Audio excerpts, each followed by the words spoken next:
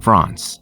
Aside from exquisite cuisine and snobby attitudes, the stereotypical French are also known for two other things: heavy cavalry and Joan of Arc.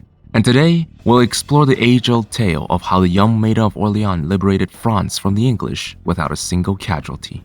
Oh yeah, and I do apologize for mispronouncing all the French words in advance. February 19th, Army Camp near Vaucouleurs. This morning I awoke to visions of fire and steel. These nightmares come more often, now that I've seen my beloved France eaten away by years of war. I wandered through camp, ignoring the new snowfall, but observing the wounds and weariness of every soldier under my command. Observing the desperation in their eyes. It was then that I first saw the girl. She told us that her name was Joan. She told us she was but a peasant who did not know how to ride or fight. She told us that she intended to rescue France. The darkness lifted from the men's souls. Her voice rang with conviction, and we drank in her every word. I may have lost my faith, but Joan has not lost hers, and that is enough for me. Joan has asked our ragged band of soldiers to take her to Chinon, where the rightful ruler of France, the Dauphin, hides from his foes. The war-torn land in between is infested with enemy marauders, and we will lose many men. Death is by now an old companion, but for Joan, we will face it again. Psst. Here's a special offer from a special game that everybody knows, whose omnipresent tendrils have extended force to bring friends from an old classic back into the present. Raid Shadow Legends. If you have my shared disdain for PvP in games and only want to engage in campaigns and dungeons, then this is the one. With AAA graphics, availability on mobile and PC, you can experience its endless amount of content everywhere and anywhere you want. And even after 5 years in the running, the devs are still adding new content to the game all the time. Such dedication is, in all honesty, quite a rare sight these days. The newest in the pipeline of delectable content to come from them is the Teenage Mutant Ninja Turtles collab, featuring Leonardo, Donatello, Raphael, and Michelangelo, as well as April and their arch-nemesis, Shredder. I'm personally really happy that they went with a faithful design from the comics for Shredder. Shows you that they really care about making a collaboration truly meant for the fans. Case in point, you can earn these legendary characters starting now by simply logging into the game for 7 days before November 13th, without any need to painstakingly grind for hours on end. Click my link in the description to get an extra boost on your journey through Raid, including a starter pack with an epic champion Tayrel, as well as another epic champion Rector Drath after reaching level 15. New players can also pick one of 5 promo codes to acquire a legendary of their choice, the best of which is obviously the Monkey King for a true monkey experience. Monkey. Back to the video. An Unlikely Messiah is the first mission in the Joan of Arc campaign, a relaxing no-build mission to introduce the player to the titular heroine, Joan of Arc. Our objective is to escort her west to the commune of Chinon so that she may meet the Dauphin. As one of the Age of Kings campaigns that were featured in the original release of AoE 2, the story of Joan of Arc is as classic as they come. What many people don't know though, is that the release of the definitive edition also brought with it a slew of retroactive changes to these old campaigns, and that continues to be the case as new DLCs are released. We can already see this happening as early as in the first level, as the Burgundians, represented by purple, once used the Frank Civ, and was subsequently changed when the Burgundian Civ was released in the Lords of the West DLC. You'll see the effects of this change as we progress through the campaign, but for this mission, the difference is negligible. Most battles in this level are of trivial difficulty, and since we have 3 hero units with self-regen, we can sustain through most of them just fine. The first real challenge comes when we attempt to cross the river. A single Burgundian galley patrols the waters, and will aggro onto us when we get close. We don't want it to destroy our transport ships, but its high pierce armor makes it resistant to ranged attacks. So instead, use our crossbowmen to lure in the galley closer to land, and cut it down with our knights at melee range. We will come upon another enemy battle group after we land our forces on the other side of the river. But again, nothing of major concern except for the mangonel. All is well as long as we kite back as we engage the enemy forces. No more enemies await us after this fight. So with that, the first mission of the campaign is finished. The Dauphin will see you now.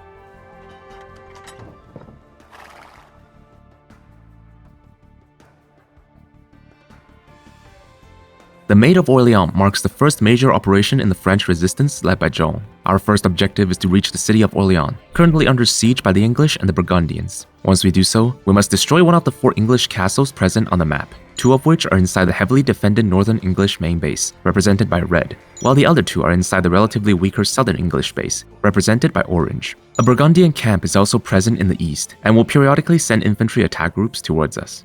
The first thing we have to do is to rendezvous with our reinforcements in the city of Loire, consisting mainly of crossbowmen and knights. We also get 6 trade carts that we have to escort into Orleans, which will give us a massive resource injection when we enter the next phase of the mission. A thin river cuts through the middle of the map, and a watchtower patrol guards the only bridge crossing. There is a discoverable dock to the left that gives us transport ships to cross the river, but I chose to engage the watchtower group anyway so that I can secure a safe trade route to Blois later on.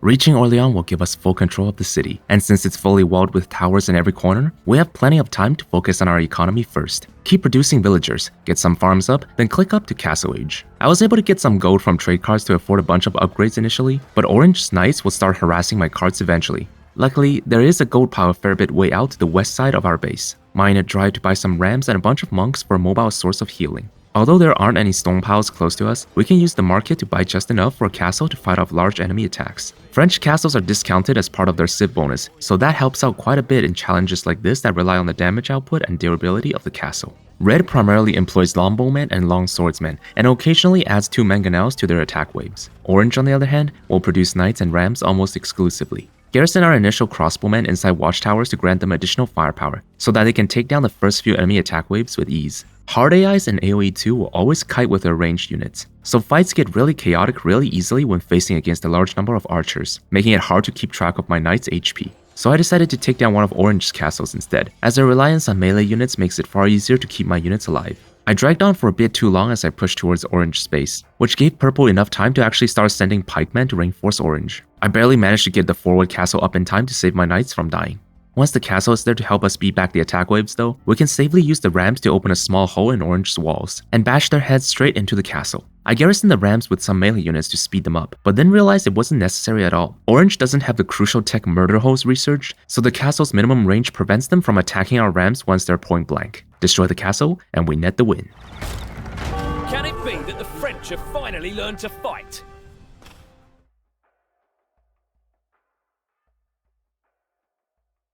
June 14th, Orleans. Our rescue of Orleans was a setback for our enemies, but only a minor one. The English still possess half of France. Tragically, we have cooled our heels for weeks, while the Dauphin's advisors debate. Joan became irritated with the delay and reassembled her army. She talks of nothing but her mission to drive the English into the sea. The force of Joan's will is titanic. She has gathered to her banner swearing brigands and knaves and turned them into patriots and heroes. Among them is the man Loire, a giant clad in plate mail. He drives men on with curses and fists. There will be plenty of English necks for Loire to break and pate.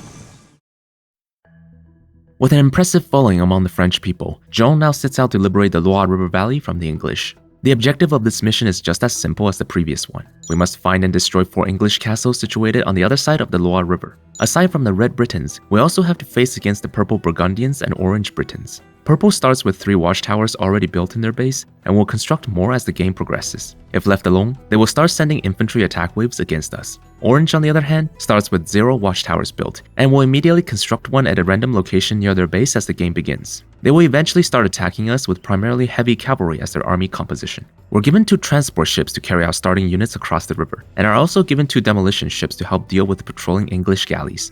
Well, obviously you see the problem with using demo ships in a run like this. But from my testing though, it seems the English galleys don't aggro onto us even if we're within their line of sight, so we can safely ignore them. In a regular playthrough, the ideal start would be to attack and take over Purple's space first, as the Britons' lack of bloodlines means their knights are far weaker than ours, and Purple's pikemen will pose a far bigger threat to our own cavalry later down the line. The game's scouting section agrees with this assessment too, recommending us to attack Purple first. The issue is, this is a deathless run. We can't lose a single unit, and since the majority of our starting army consists of crossbowmen who are really bad against structures, it's highly likely that we'll lose a knight or something against the handful of watchtowers purple has. Instead, we should go for orange's base, as they're only protected by one watchtower. Land our army on the southeastern side of the river, then hug the edge of the map as we progress towards orange space. There's a group of sheeps on the way we can bring with us for some food later. Destroy the watchtower as soon as we see orange space. They don't have murder holes researched either, so our knights get to attack freely as soon as they're in melee range. This is why we picked orange, which has only one watchtower, so that they can't cover each other's weaknesses. The town center, on the other hand, does not have a minimum range, so we'll have to construct our own town center nearby, and garrison our crossbowmen inside to take it down. Once orange falls, we can relax and begin to focus on our economy. It's been quite a while since I last played Age of Empires 2, and this period of peaceful booming actually led me to find out about a bunch of new quality of life changes. The attack animation on melee units, for example, finally matches the rate at which they actually deal damage now, which was something that had always bothered me back then. This seems to apply to all melee units, but it was most noticeable to me on the spearman line, who used to attack way faster than they actually did. Another change they added was a hotkey that lets villagers drop off the resources they have on hand and automatically go back to work. This is extremely helpful for when you need just a little bit more resources to advance to the next stage. Between this and the new castle sprites, I'm really happy that the devs are adding more quality of life improvements even this far post-launch, and it makes me just that much more optimistic for the game's future. I decided to go for an army composition of knights, throwing axemen, monks, and rams. We only allowed a maximum of 125 population, so I stopped producing villagers once I reached 50 of them, and the rest were spent on the army. Early enemy attack waves' complete lack of siege means our castles can handle the defense just on its own. But we'll have to actually use our army later on. To help us spot enemy attacks earlier, we can build some outposts for vision, which is something I've only actually done in challenge runs like this. Funny to think I could actually find value for this building in PvE. The first English castle's right next to our base. Just like in the last mission, these castles don't have murder holes researched, letting our rams demolish them without worry. Something important to note, however, is that the destruction of the first English castle will trigger an off-map reinforcement wave from orange, arriving right from the back of our base. But it's only rams and knights, and it's British ones at that, so our cavalry easily wipe the floor with them. The next obstacle we have to tackle is the enemy's heavy use of longbowmen. Like I said in the last mission, hard AIs and AoE 2 will always kite with their ranged units. And if the name hasn't made it clear to you yet, the longbowmen have really long range even by ranged unit standards. Fighting them with our own ranged units is obviously a no-no in that case. But don't worry, if you can't beat them, join them. Every time Red sends longbowmen to attack us, we'll use our monks to convert a few of them. And eventually, we'll have our own squad of longbowmen to counter theirs. And our coordination is way better. Everything after this point is smooth sailing. Get a couple of villagers to follow our army around to construct more castles and repair rams, and nothing will pose a threat to us anymore. Destroy the purple town center to punish them for standing against us, and the remaining English castles fall easily. That's the last of them. The English will be forced to surrender the Loire Valley back to the French. Another victoire for Joan of Arc. The Rising is the fourth mission of the Joan of Arc campaign, aptly named so because this is where the difficulty starts rising. The good news, we now get to advance to Imperial Age, which means we can rely on trebuchets for siege instead of rams from now on. The bad news, the enemy will also start building trebuchets against us, making it much harder to defend against a push. 3 French cities occupied by the English are our primary objectives in this mission. Reims, represented by yellow, Castillon, represented by green, and Troyes, represented by orange. Green is the least defended one, with only knights and scorpions in their base. Orange is a step above that, fielding walls, castles, pikemen, and knights. Yellow is the toughest, with castles, towers, and a whole range of units at their disposal, including the trebuchet. All 3 of these cities are situated in the north, separated from our camp by a river that cuts through the map horizontally. Our initial objective is to reach the French encampment in the west. There is a small group of English troops guarding the path, but they're too weak to be of any note. Immediately send our knights northwest once we reach the French camp. There we can find a herd of sheep guarded by a dire wolf. I think the original intent is for the players to discover them and use them as their starting food source. But the improvements made to AI and AoE 2 over the years, to scouting in particular, means that Green will, more often than not, actually scout this area and claim the sheep for themselves. We can only stop them from doing so if we move as quickly as we can. Securing this food source lets us constantly pump out villagers for a much faster eco boom.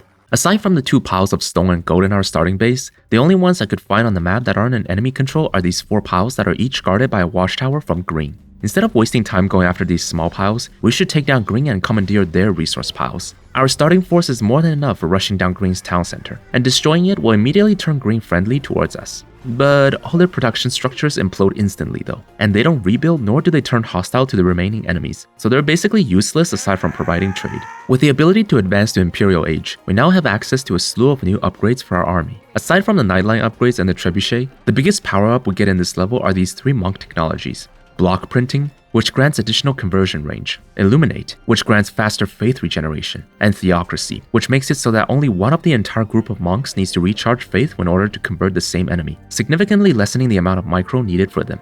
All these upgrades require quite a lot of resources, so it'll take a while before we're ready to move out at our full strength. Build a wall around our base and a few castles in the meantime to prepare against enemy attack waves.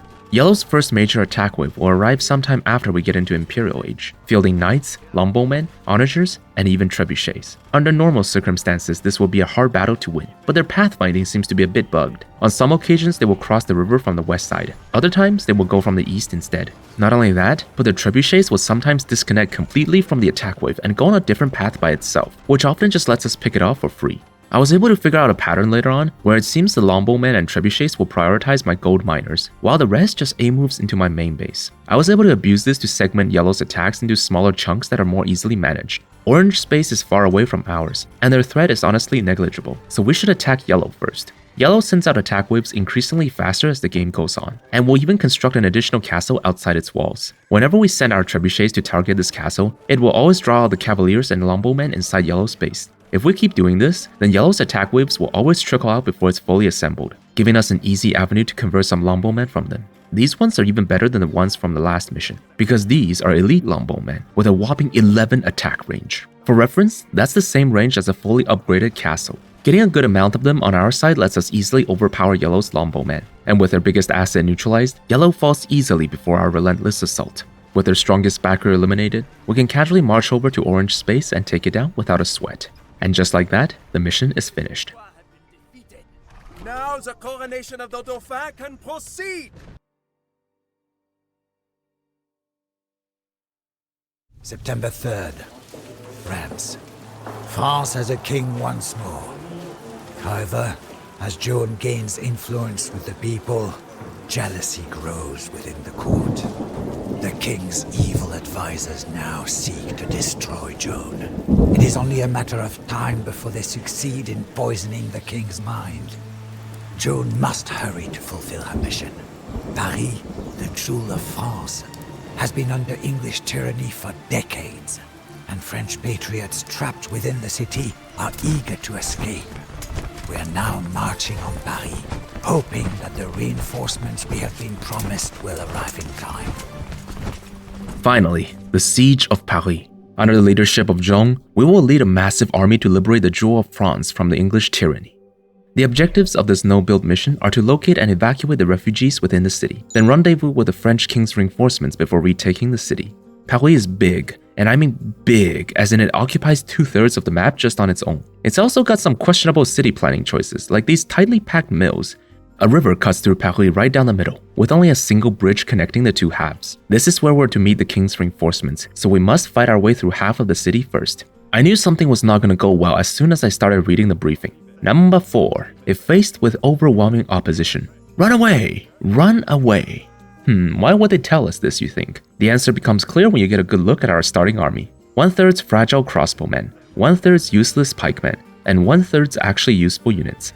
The worst part though is the lack of monks for a form of sustained healing. So every time we finish an engagement, we'll have to resort to the old classic way of sending low health units to a nice faraway farm to live happily ever after. Hell, the first enemies we come across are 2 English monks, just so the devs can rub it in our face a bit more. At this point, I still held hope that this was going to be an easy mission. We do get bombard cannons, and even with no monks, I still have Joan with her self-regeneration. Surely I could just use her to infinitely sidestep the longbowmen's attacks. And that's when I realized the English has finally researched thumb ring in this mission, vastly improving their archers' accuracy. It's been a while since I watched the Spirit of the Law video, so I'm not sure if it's actually 100% accuracy, but it's pretty close. Even if we can still dodge a portion of the arrows, Joan is nowhere near sturdy enough to tank all of the enemy's ranged attacks until a fight finishes. So we'll have to lock in and actually manage aggro on multiple units throughout the entire fight. The first major battle we face is at the southern entrance of Paris. As soon as we attack the gates, the nearby English garrison will pour out from inside the city, building mostly longbowmen and onagers. Their ranged units in particular seems to have a fervent hatred for bombard cannons, and will completely ignore our units as they hunt down our siege weapons. Use the BCs as bait to eliminate the longbowmen and onagers. Once they're down, we can step a little bit closer to put a few shots on the towers, which then sends their cavalry into a blood frenzy as well. Let our melee units handle them, and breach into the city afterwards. The second major battle is against a group of champions, who are notorious for their high damage and armor values. To exploit the dumb AI and their melee nature, we use Joan to bait them towards our main army, then set our paladins to hold position stance and form a wall around the crossbowmen. The French camouflage technology is so advanced that their cavalry becomes virtually indistinguishable from actual walls, leaving the English champions completely confused and dazed as they're put down by our arrows. I wonder where else I've seen such advanced French camouflage technology. When we get close to the river, we'll attract the attention of an English cannon galleon. Use Joan to draw its aggro as we destroy it with the bombard cannons. The galleon will try to dodge our cannonballs, but it's slow enough that eventually we'll get a lucky hit. There are still a few pockets of champions and onagers left on this side of Paris, but their inexplicable hatred towards bombard cannon makes them easy to exploit. Search around the city and collect as many villagers as we can find. We're given a tiny bit of resources at the start of the mission, which is just enough to let the villagers repair 1 or 2 of our siege units. Once we've gathered all the villagers, move to the bridge to meet up with the king's reinforcements. We should wait here. The king's reinforcements will be along any second. We are all the king could afford to send.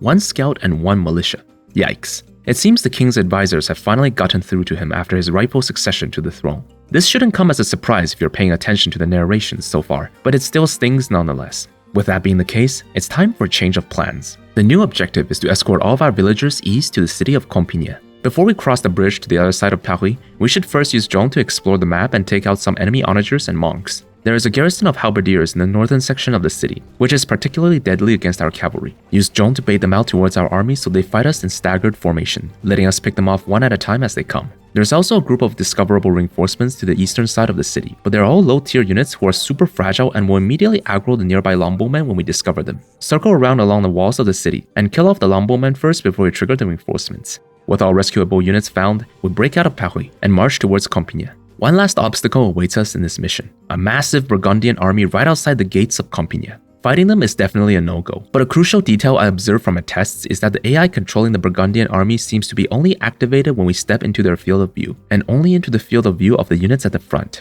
An easy way to cheese this segment then is to break through the tree lines using our trebuchet's attack round feature and sneak right into the city without fighting the Burgundians at all. Funnily enough, if we choose to do it this way, then the Burgundians don't aggro onto our units even if we're staring at them dead in the eye. I've never looked inside the map editor to verify this, but I'm guessing the event trigger is placed onto the tiles itself and only checks whether our units pass the tiles to the front of the area. And since we snuck in from the back, our villagers can just stroll past the Burgundian soldiers, finishing this last segment without any blood spilled. You are victorious, and our peasants are safe. I just hope Joan can make it to the castle.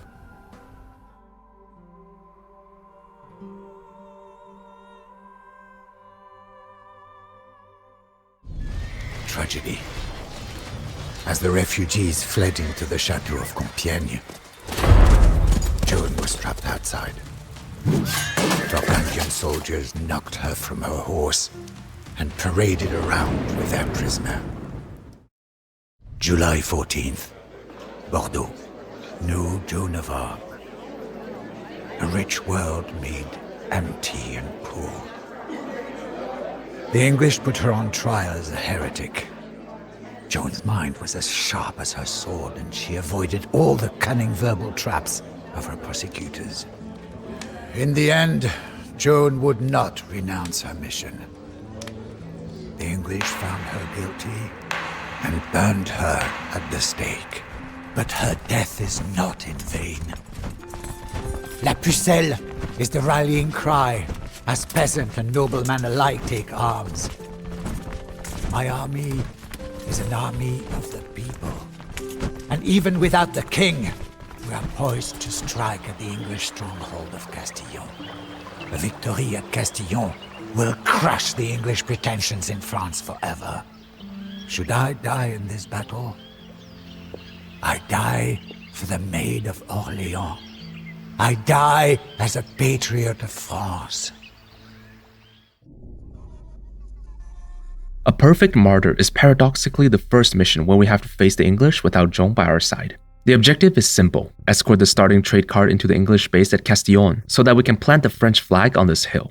The death of Joan had stirred up the full wrath of the French people, and we're given the finest troops they can offer to accomplish this task: paladins, champions, BCs, hand cannoneers, and even arbalesters, which aren't even supposed to be available to French players in regular gameplay. The best part? They're all fully upgraded.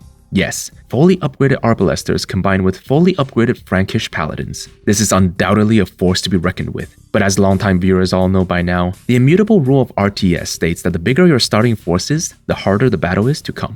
The map is split into 3 sections: the Earl of Shrewsbury, represented by orange to the north, the Burgundians, represented by purple to the south, and the English army, represented by red to the west. The French army we control starts their advance from the eastern edge of the map. The game wants us to attack and take over the purple base in the middle of the map. Destroying its town center and castle will convert the rest of it to our side, and we can then use this place as a staging ground for our assault. Of course, it's not as easy as it sounds. The purple base has a sizable garrison with a variety of units at their disposal. Aside from the monks who can convert our units from afar, the deadliest of them is the Castillon, the Burgundian unique unit. Remember how I mentioned that the devs retroactively updated some of these old campaigns? Well, when they changed the Burgundians to actually be Burgundians in this mission, they also swapped in the new unique units for them. The Castillon is particularly troublesome due to its unique mechanic, which gives them a significant damage bonus on their first attack, sort of like a shock cavalry unit. This type of burst damage is terrible for a deathless run because it makes unit health management an absolute nightmare in these chaotic battles. Is there an alternative then, you ask? Why yes,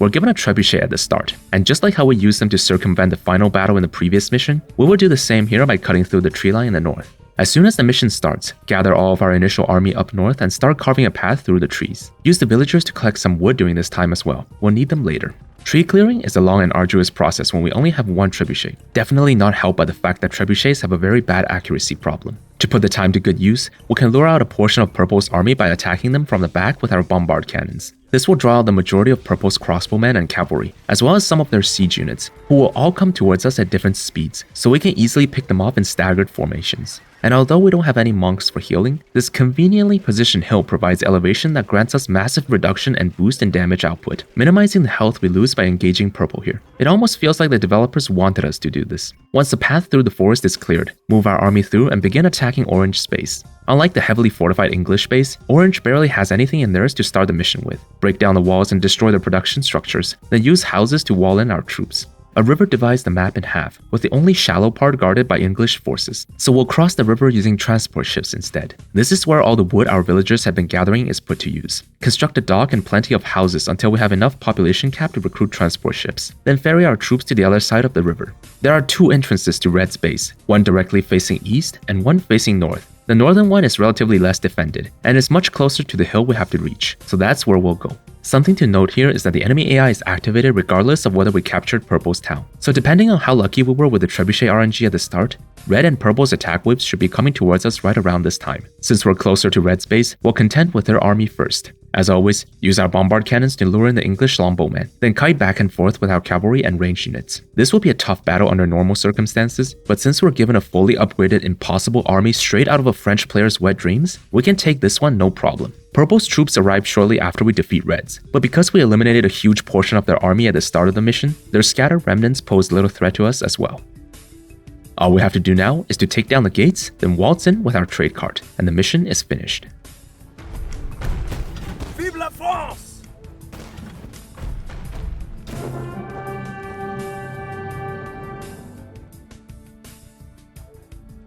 Don't forget to use my Raid Shadow Legends code in the link in the description, or scan the QR code for bonuses. This is an easy chance for you to get a massive head start on your journey through Raid, and I would totally love to see you join my clan. And that, ladies and gentlemen, is Joan of Arc's tale of how she repelled the British without a single casualty. Except herself, I guess.